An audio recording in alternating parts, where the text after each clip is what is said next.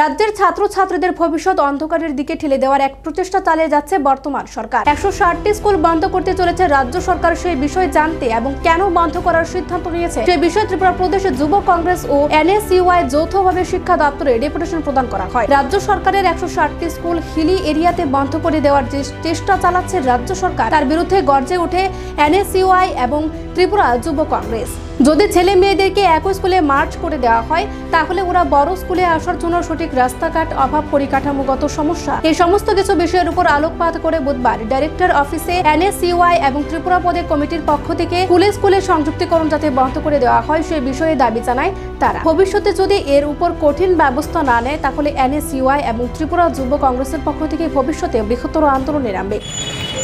রাজ্যের ভবিষ্যৎ, রাজ্যের ছাত্রছাত্রীদের অন্ধকারের দিকে ঠেলে দেওয়ার একটি প্রচেষ্টা এবং অশিক্ষিত রেখে দেওয়ার একটি প্রচেষ্টা এই ভারতীয় জনতা পার্টির সরকার সংগঠিত করছে। আমরা ইতিমধ্যেই জানতে পেরেছি যে 160টি স্কুলের মতন 160টি স্কুল স্পেশালি হিলি এডিসি এরিয়ার স্কুলগুলোকে বন্ধ করে তাদেরকে বড় স্কুলের সঙ্গে মার্চ করে দেওয়ার একটি প্রচেষ্টা ভারতীয় জনতা পার্টির সরকার রাজ্যে সংগঠিত করার চেষ্টা করছে।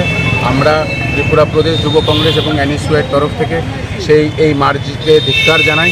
কারণ এই মার্জিং যদি হয়ে যায় এবং 95টি স্কুল আছে যেখান থেকে ছেলেমেয়েরা বড় স্কুলে যদি আসতে চায়, প্রপার রাস্তা নেই, প্রপার পরিকাঠামো নেই, তারা শেষ পর্যন্ত আমরা দেখতে পারবো যে তারা সেই স্কুলে ভর্তি হওয়ার থেকে বঞ্চিত থাকবে এবং তারা পড়াশোনা করা ছেড়ে দেবে।